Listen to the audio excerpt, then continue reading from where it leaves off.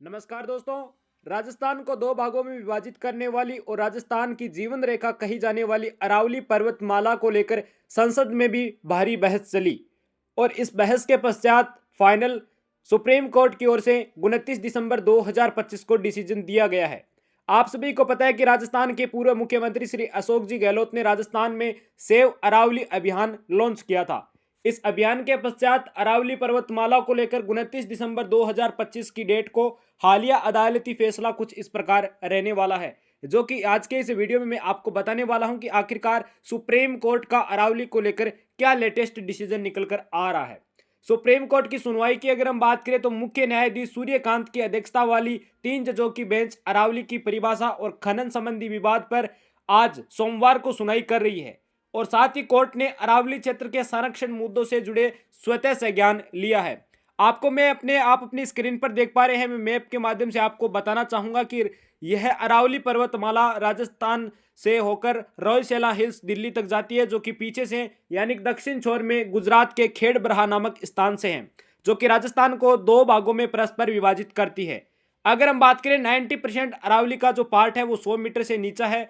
इसमें अगर हम देखें कि परिभाषा पर आखिर विवाद क्या था, तो 100 मीटर नियम पर विवाद का मुख्य कारण 20 नवंबर 2025 को सामने आया, जिसमें कोर्ट ने केंद्र सरकार की उस परिभाषा को स्वीकार किया था जिसके तहत 100 मीटर या उससे अधिक की ऊंचाई वाले जितने भी राजस्थान प्रदेश के अरावली से जुड़े भूभाग हैं उनको अरावली पहाड़ी माना गया है।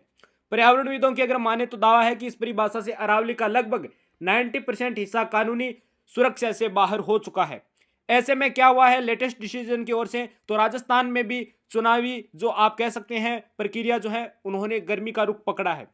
खनन पर रोक लगाई है। न्यायालय ने दिल्ली, हरियाणा, राजस्थान, गुजरात में अरावली क्षेत्र के भीतर नए खनन पट्टों आवंटन और पुराने पट्टों के नवीनीकरण पर फिलहाल रोक लगा दी है, यानी कि पूर्णतः पाबंदी है। अरावली को संरक्षण प्रदान करने का कार्य अब सुप्रीम कोर्ट कर रही है। अगर हम बात करें सतत खनन प्रबंधन योजना के तहत यानी एमपीएसएम, कोर्ट ने निर्देश दिया है कि जब तक कोई भी भारतीय वानिकी अनुसंधान और शिक्षा परिषद यानी आईसीएफआरई द्वारा सतत खनन के लिए प्रबंधन योजना तैयार नहीं होती है, तब तक नए खनन की किसी भी प्रकार की कोई भी राज्य सरकार को अनुमति नहीं दी जाएगी। अगर हम बात करें राज्य सरकार की क्या कार्रवाई है, तो राजस्थान सरकार ने अवैध खनन के खिलाफ 20 जिलों में विशेष अभियान भी शुरू किया है।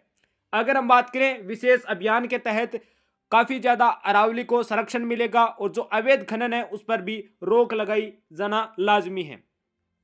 अगर हम बात करें दोस्तों परिभाषा पर मुख्य विवाद केवल और केवल 100 मीटर की जो ऊंचाई का जो नियम था कि 100 मीटर से जितनी भी ऊंचाई वाले जितनी भी पहाड़ियां हैं उनको केवल अरावली माना है, बल्कि छोटी वाली को अरावली नहीं माना है। उनके खनन पर जो नियम था उस पर सरकार ने पूर्णतः रोक लगा दी है। अब हम बात करते हैं चिंता को लेकर कि आखिर चिंता का विषय क्या है।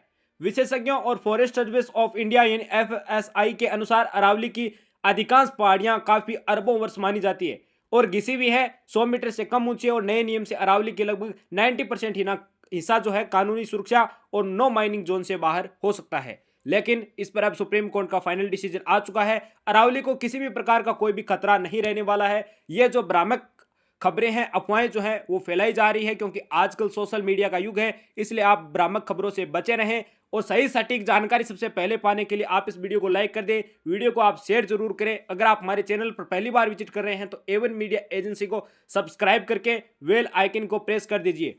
मिलते हैं अगले नए वीडियो में किसी नए टॉपिक के साथ। तब तक के लिए जय हिंद, जय भारत, जय जवान, जय किसान, जय जय राजस्थान।